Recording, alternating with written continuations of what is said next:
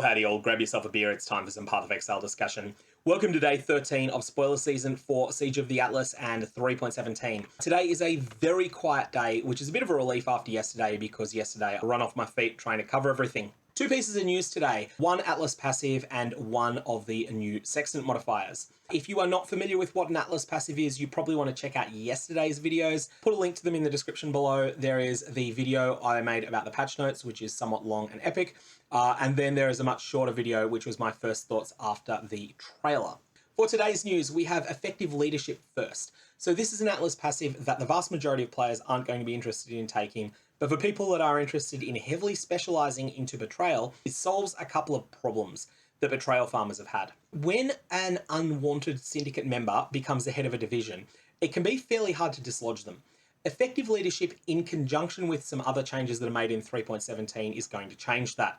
3.17 introduced some changes that make it more likely the leader of a syndicate wing will join in when you're involved in an encounter with their lieutenants. And effective leadership will ratchet that up further.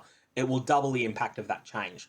So for instance, if you have a situation where you've got Coral in as the head of the research division, and you don't really want Coral in this wing at all, this will make it so that you are more likely to see Coral join his subordinates. So let's say that you have Ashling and It That Fled as subordinate members in there. When that happens, you will then be able to dispose of Coral ethically, like for instance, putting him in jail for a few turns. That will then demote him and will remove him from the leadership of the research wing, and that will solve all of your problems. Additionally, it will help you to forge links that involve syndicate division leaders as well. Next, it also makes it so that you are more likely to receive veiled items. In fact, you are guaranteed to get a veiled item. This is actually really good. A lot of players understate how important veiled items are to progression. Veiled items serve two major purposes. Firstly, they unlock various veiled crafts, including ones that are unique to certain members. So for instance, you can get an Alrion ring that can provide a significant reduction to mana consumption, or you could get a ring, you could get a chest piece, I think it is, from Gravicius, that has the the percentage of life added as extra energy shield. All sorts of things like this that you can find that will be big boosts to your character power once you learn the craft. So that's sort of a stepping stone. You get it once, you've got it, fantastic, you've got it forever. But additionally, veiled items were buffed a couple of leagues ago, and they're actually pretty good now. Most of them will still be weak, but you will have a chance of getting something you could genuinely use from them. What's particularly good is when you get a physical weapon that has flaring or annealed as a natural roll on it, and that also has a veiled prefix.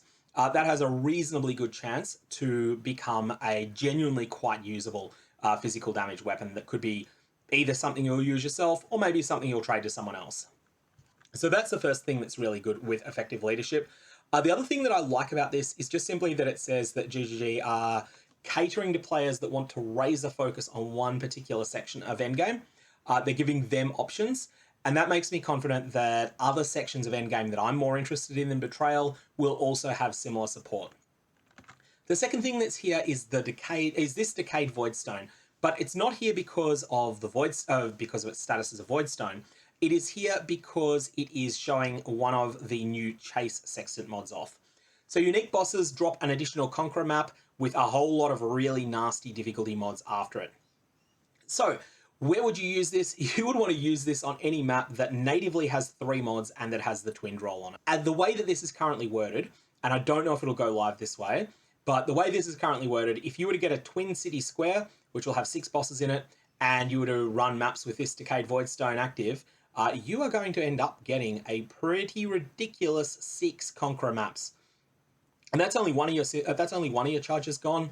You then have another 2 charges to use. You could conceivably get 18 Conqueror maps from doing this. This is going to obviously have quite an impact on the league economy. One of a few things will happen. A, this could be very, very, very rare. B, they could decide that it shouldn't be every single boss, that it might just be when you complete the map. If that's the case, that would be different text to what's gone live, so to what's been announced here. We'll find more out on that later. The third possibility is that the Sextants will become very expensive. And the fourth possibility is that the Conqueror maps and all of the resulting loot that comes from them will end up becoming very cheap. We don't know which of those is going to be the case, but I do think this is going to be something quite interesting. And if it is just a very rare jackpot sextant, it'll be something that players will heavily trade with the new Sextant trading system that's being added. Anyway, that's all I got on today. If you're interested in following some of the other coverage, links down in the description below to some of the other big posts that have come out. But otherwise, Mega Varlobs have interesting results, and I will see you around.